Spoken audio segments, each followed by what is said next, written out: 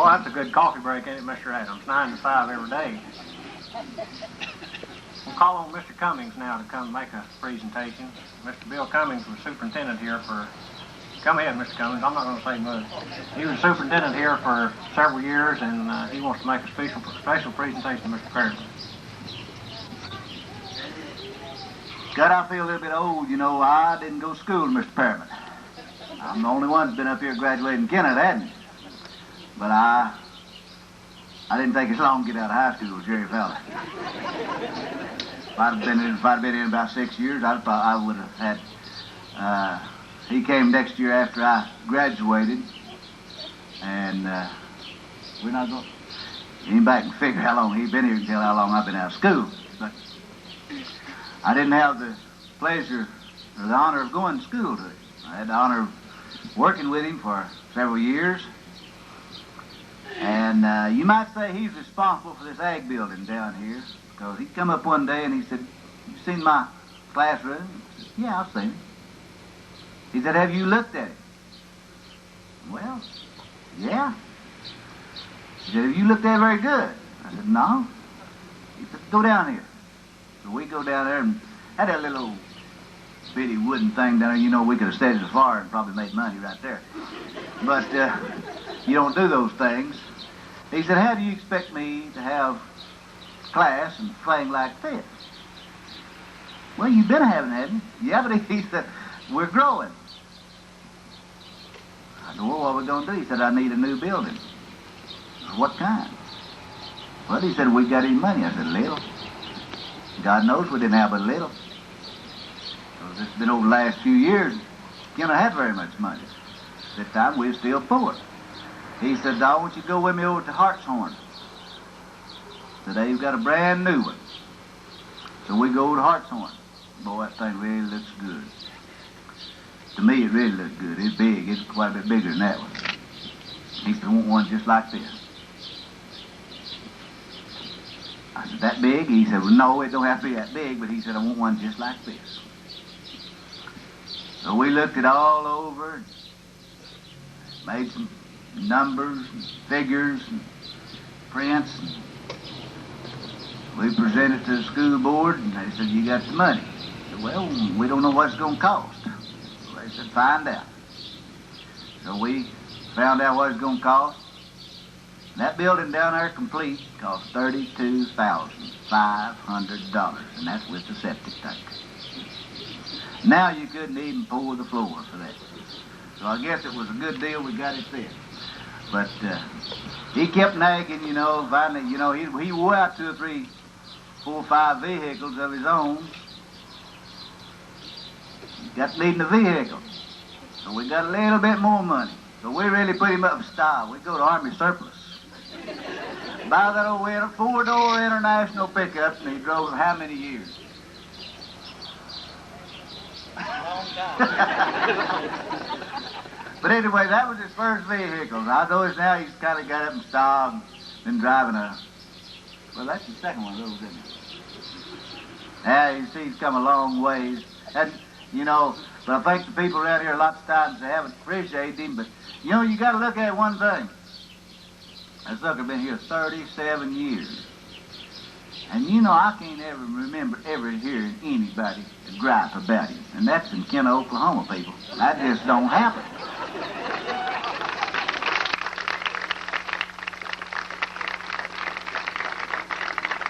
So I'm going to give a little award tonight. They told me it was something. I always had a little bit different name for him, what this thing is. I always call him the old fox. Sly old booger, I'll guarantee you. You don't need to try to outthink him. You don't need to try to pull anything on him, because he's just always just a little bit ahead of you. And I don't guess you can hardly make him mad. Well, I think a few of the boys did every now and then, but they always regretted it. But I'm sure that he made little angels out of some little devils a few times. And that's really going somewhere. So, Mr. Perryman, if you could come up.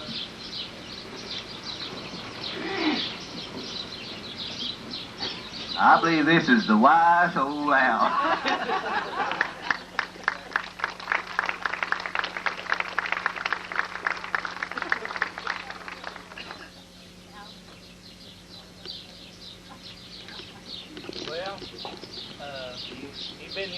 long as I have. That was his old owl that many of us saw as we had our FFA meetings, and he's sat by the owl as our advisor. Like I said, it's been here almost as long as he's had. They've got another one that they got 10 or 12 years ago that they've been using since then, and that one's been around, and we thought it only fitting that if he goes, the owl ought to go with him. So it's kind of tattered and worn, but that's the old owl. Well, time goes on, and Mr. Perryman is retiring, of course. The school board has hired a replacement, a young fellow just out of OSU, Ag Ed Department. He's got big shoes to fill, but he's got a lot of people behind him to help him.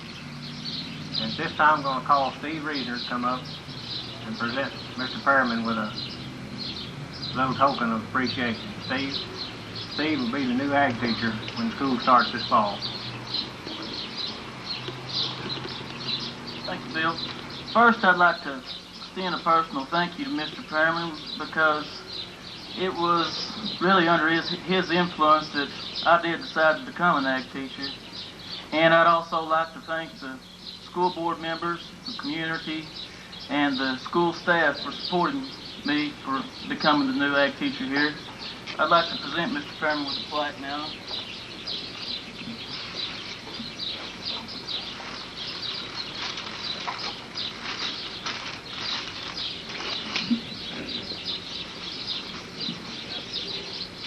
It reads, presented to James L. Perryman in appreciation for outstanding and dedicated service to our school and community, parents, friends, and graduating classes from 1949 to 1986.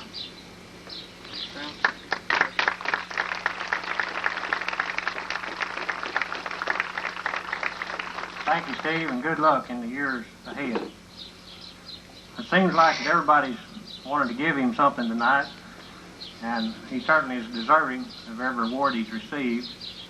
We have one more, just a little token. Several of us went together and purchased him a gold and silver belt buckle. I don't think he has one just like this. And we want to present that to him this evening along with a card signed by those people that contributed to it. Mr. Perryman.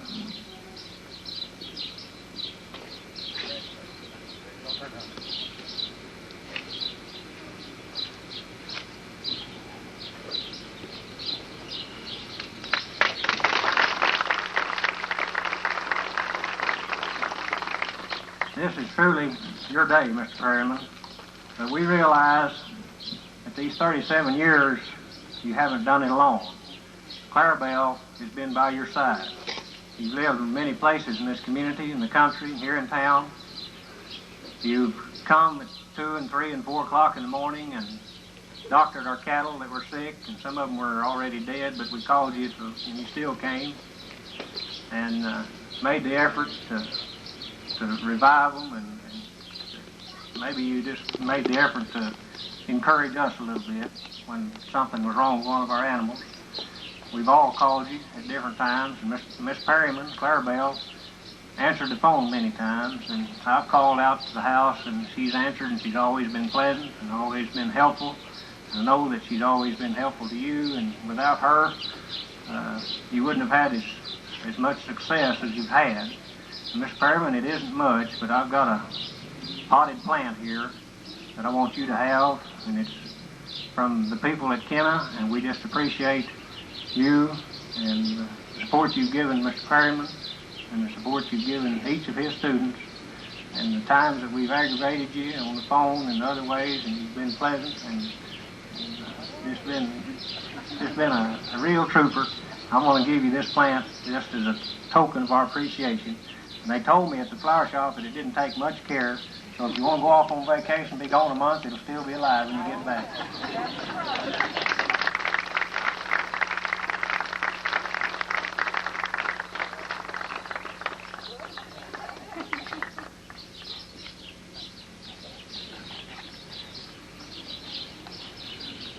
This is truly his day, but it's their day. It's Mr. and Mrs. James L. Perryman. If I had the power, I'd declare that this day, Mr. and Mrs. James L. Perryman Day in Kenna at least.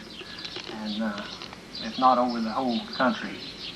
We're going to switch the tone of the program a little bit now, and there's another reward or award that is available that people can, it's just a living memorial to a person that has dedicated their life to education, in this particular instance, vocational agriculture education. There's a scholarship program, and I'll let Dr. Pritchard explain it to you, but Dr. Jack Pritchard is